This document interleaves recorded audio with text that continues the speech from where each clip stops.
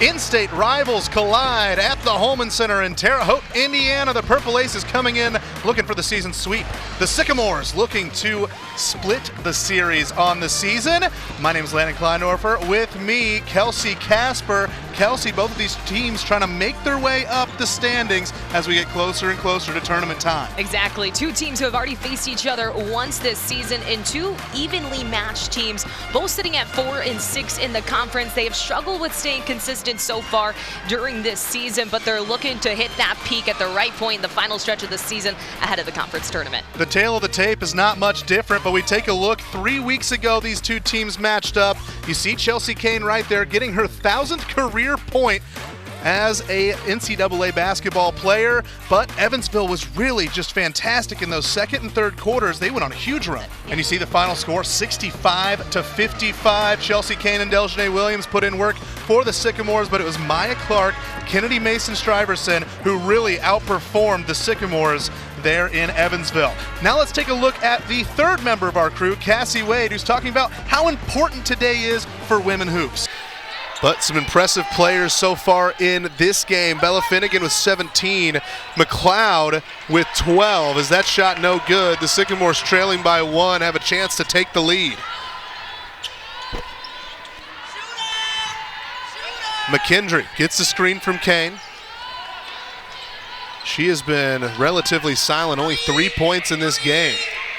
It's Williams with 10 seconds on the shot clock, gives it to Anderson.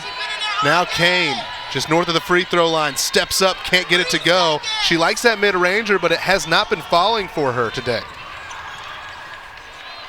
She was the catalyst for Indiana State against UIC when they played up in the Chicago area, as that one's taken away. Now Williams with it. Slows the pace. McKendry wanted the shot, didn't take it. That was something you would typically see her take. Yeah, surprised McKendry didn't take that. She had the open look. Williams gets the screen. Drives between two players and somehow gets it to go with a little bit of English. That one high up the glass right there. Just floated it up. Able to make a big-time bucket, take the lead here. I mean, you can see the rotation on the ball. I'm not really sure how she did that, but pretty incredible stuff as that gives Indiana State the lead. Jackson with it, gives it to Young. Trying to feed it down low. Westerfeld does a nice job to force it outside. The shot, no good. Anderson with it.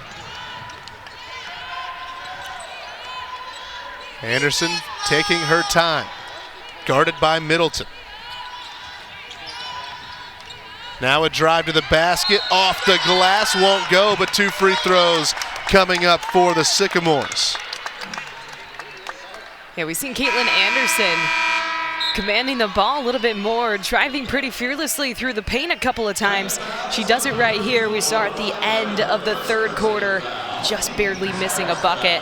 But they are drawing the contact. She'll head to the free throw line. A couple times we've seen her do it today. And, you know, to me, I think that the game plan for Coach Killinger seems pretty obvious now. You saw how many three-pointers they were taking in the first half. They took 14 three-pointers. Now they've only taken 4 here in the second half. I think that they really wanted to spread that offense and make sure that they would be able to attack at the basket in the second half. That's exactly why we're seeing more free throws now than we did and less three-pointers. They have been going straight at the hoop in the second half. It's going to be a 6-point win for UIC, their first victory here at the Holman Center. Yeah, great game from both of these teams. It was neck and neck almost the entire way, but in the final minute, UIC taking the edge, gaining that lead by 6, and like you said, first win in the Holman Center. Early fouls seemed to be the problem for the Sycamores, and then they just couldn't find the basket that mattered there towards the end. It ended up being a free throw game. UIC, big victory here as they try to move up in the standings for the Missouri Valley Conference. So for Kelsey Casper, I am Landon Kleindorfer. Also a big thank you to our producer-director, Eric Mangum, saying so long from the Holman Center, where the final score, 56-50, UIC pulls off the road victory. All games airing on the ESPN networks or streaming live and archived on the ESPN app. This has been a presentation of ESPN. Enjoy the rest of the first day of the rest of your life and have a fantastic Sunday afternoon.